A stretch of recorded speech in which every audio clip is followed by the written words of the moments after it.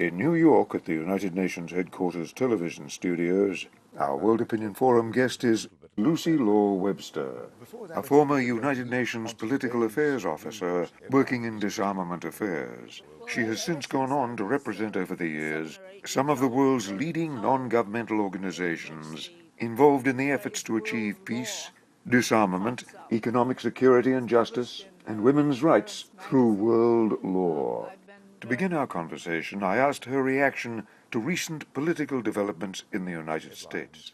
With the announcement that Chuck Hagal is very likely to become the next American Secretary of Defense, to the delight of many in the disarmament community and the NGO disarmament movement worldwide, he is an active and vocal supporter of nuclear zero. How important is this? Oh, I think it's marvelous. Not only the fact that he's connected with the global zero movement, but also that he has a creative mind. He's not stuck in some earlier mode of Cold War confrontation with the Soviet Union, which of course doesn't exist anymore.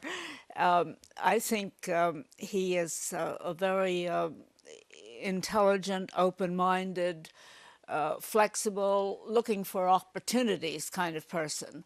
And I think that his indications on that basis fit in very well with what President Obama said in April, was it 2011, when he called for the total elimination of nuclear weapons. I think that's very important. What would you, if you were to advise the Secretary of Defense, the new Secretary of Defense, Chuck Hagal, what would you urge him to do? Well, I haven't been following the details of the different strategies enough in recent years since I left the UN Secretariat, where I was writing articles on this subject. But off the cuff, I would say that go for any opening that looks like it might move forward. Now, I don't know whether the proposed comprehensive nuclear disarmament treaty that would sort of circumvent the NPT, which is the Nuclear Non-Proliferation Treaty, is of course not really fair. It started with the premise that the 5 existing nuclear powers at the date when the NPT was being developed were going to be able to keep their nuclear weapons and that no one else would have them. And that has not entirely worked because several important countries have not agreed, have not de facto avoided the development of nuclear weapons. So long as the 5 winners of World War II, and who happen also to be the 5 permanent members of the Security Council, keep their weapons, and the United States and Russia have a large number, it's only to be expected that countries like North Korea, Iran, and others, Israel, will want to either keep theirs or develop them. And so it's, an asymmetrical situation that isn't really right. But whether it's strategically and tactically useful to go for that objective at this point, I'm not quite sure.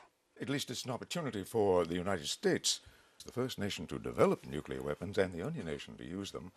It's an opportunity for the United States now to actually take the lead. Yes, I think Chuck Hagal might be very valuable for doing that and working with the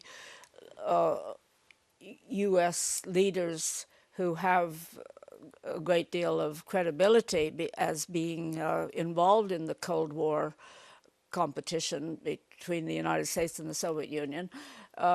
People who were respected then and are still respected and who have come out for global zero, as has Chuck Hagal. So I think this is an opportunity to promote that idea as being mainstream.